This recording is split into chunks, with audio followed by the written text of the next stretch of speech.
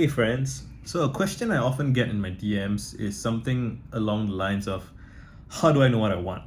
How do I know what I want? And I'm noticing a theme in the questions that people ask me. I'm trying to make a series of videos answering these questions, and it never quite occurred to me prior to put all these questions side by side. And I'm noticing patterns, right? And one way I might think about it is that the questions people ask are too big, too broad, too um, grandiose in a sense, too dramatic maybe. My previous video I think was I can't remember how do I not be a failure? Like, yeah, that's too big. Like, again, how do you know what you want and how do you not be a failure? They are both, neither of those questions has a singular answer. And if it has a singular answer, you should be a little bit concerned because that's fragile, right? It means that if that answer changes, suddenly you're a failure or suddenly you don't know what you want. And so really these questions are kind of thematic, if that makes sense. It's big. It's a world to explore, right? And okay, so let's try and address the question directly, right? How do I know what I want? Some people don't need to ask this question because it's just very obvious to them what they want. We wake up in the morning, there's things that they want and they go after it, right?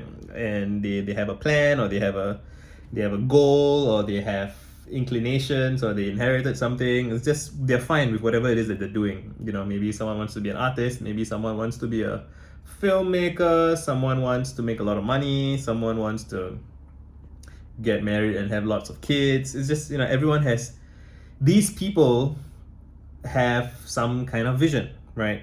And it might be inherited or it might be something that they piece together. But the defining characteristic of the people I'm trying to talk about is that they don't really have a lot of self-doubt about what they want. It just feels unified, clear, consistent, not much conflict. This could be biological to some degree, like it's in your disposition to be fine with something. Sometimes you hear from somebody who's like, they were 7 and they decided they wanted to become a monk or a musician, and then they spend the next 80 years of their life on that and they die happy and they're like, yes, that's what I wanted, which is great for them. Those are not the kind of people who reach out to me asking me what do I want, right? Because I think that my thinking style and writing style appeals to a certain kind of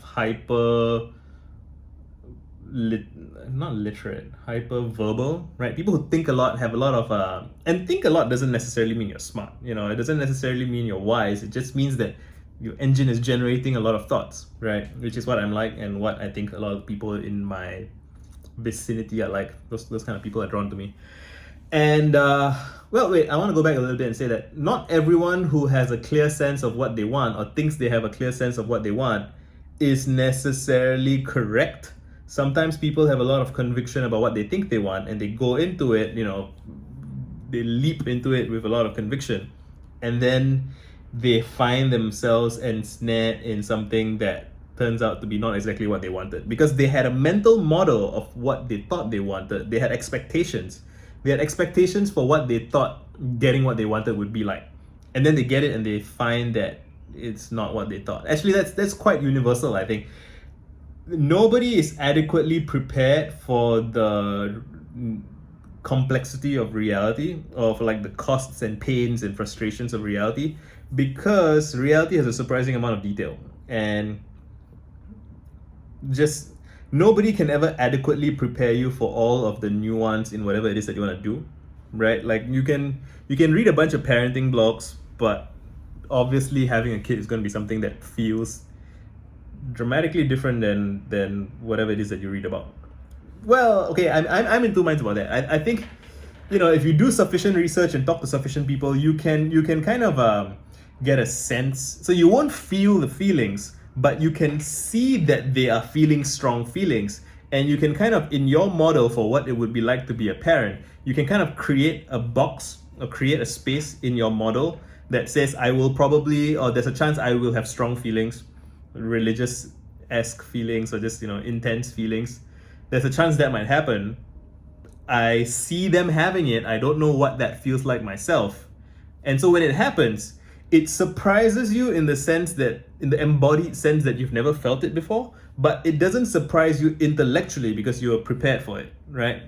And yeah, I feel like this has been my case. This has been the case for me with regards to like having more Twitter followers, right? I've always felt like I wanted more of an audience, and a thing that my boss taught me early on was, my ex-boss taught me early on was that if you want something, you should go and examine and study the people who already have it and see how they describe what it's like. Because if you think that getting a lot of money or getting a lot of followers or something is gonna make you happy, and then you do it and you work really hard to get there, and you get there and you find that it doesn't make you happy, that's crushing, I feel. That's disappointing, it's frustrating, it's avoidable. That's the crazy part. You can just do a little bit of preparation, study, investigate, be curious, ask people what it's like, read up. People have written, people have done interviews and so on, and you can try and piece together what it's like to live the life that you think you want. Because some people are already living it or living parts of it, and you can piece it together. Anyway, the question was, how do I know what I want? I would break it down, right? I would come up with tiny hypotheses.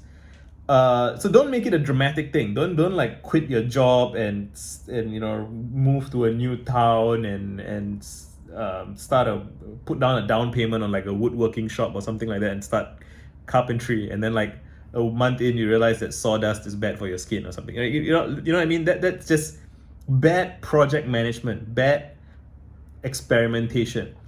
You figure out what you want by trying out little things. You test it out. You test little ideas. You go for one dance class and see how it feels, right? You go for one arts class. You do a coding tutorial, whatever. Just do lots of little things and write down your thoughts about how those things felt, and talk to lots of people who are in the circumstances that you think you would want to be in. Let me try and bring the question back to more human shaped, right? Because I was getting a bit abstract, but like I want these videos to help individuals, and I have been DMing individuals, right? And the let me try and I'm like trying to regenerate my model of the persons that I've spoken to. And it's like they're anxious, right? They're like, I'm in school, or I'm in university, or I've been working for a couple of years. I don't really know if this is what I want to do. It's not a lot of fun. It's kind of soul killing. But is there any alternative that's better? What if I change something and it's worse? What if I'm the loser, or I'm the bad guy?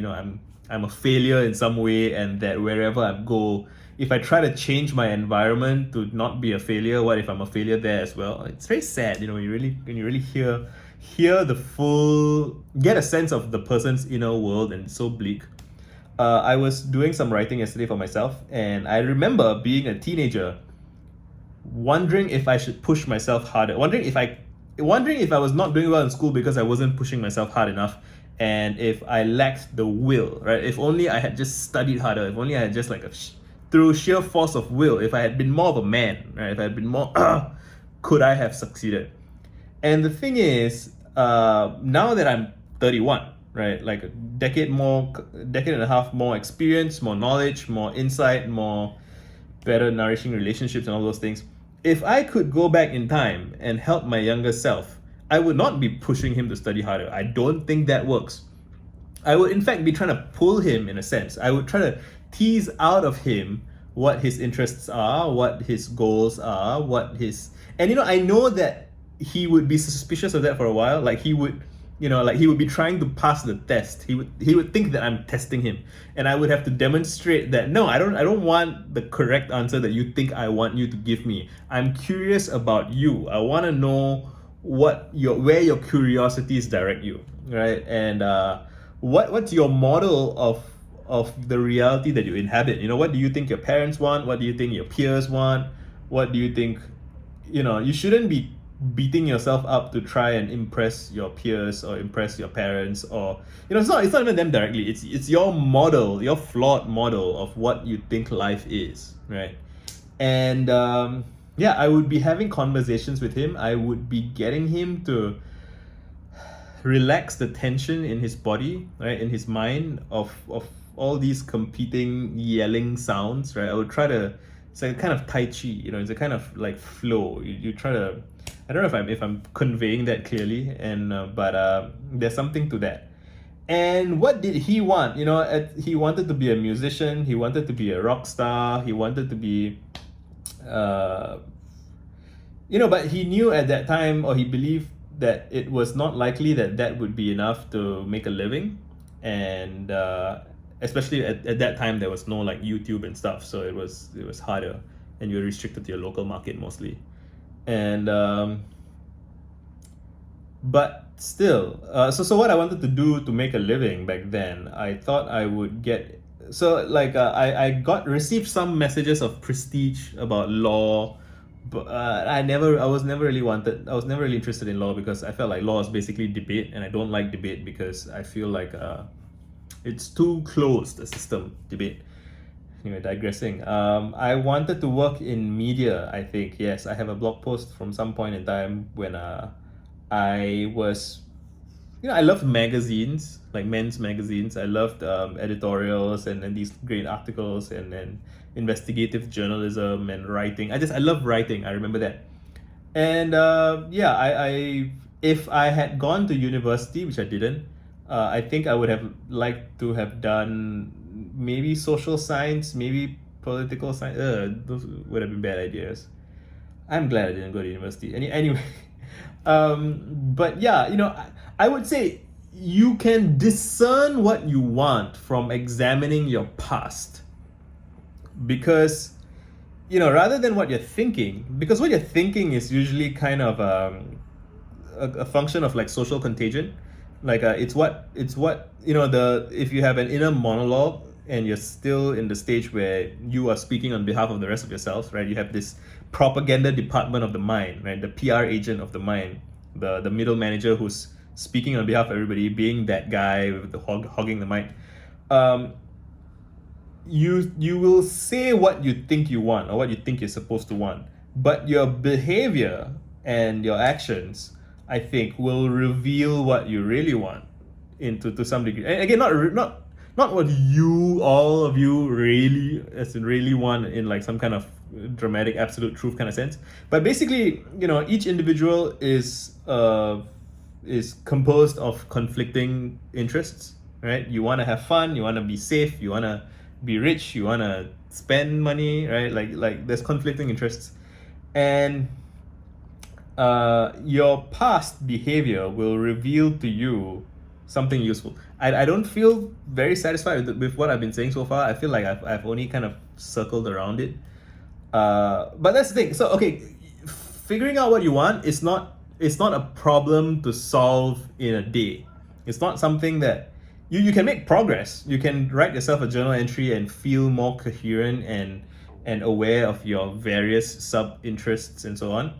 But really, the thing that people who don't have tension about this is that they have an ongoing process. You constantly negotiate with yourself, because you want change. Not very few people are really kind of well, I don't know what percentage of people precisely, but the people who are drawn to me, I think they have similar vibes as me, which is that we will change our minds, right? Like I did not know that I wanted to be a YouTuber 10 years ago, right? And part of that is because I was self-conscious and afraid about being on camera. And did I have a smartphone 10 years ago? I have some old videos from older than 10 years ago, but it was like a shitty webcam, and I was playing guitar and stuff. But like the point is, what you want is something that can evolve. So you have multiple things that you want, multiple different parts of you want different things.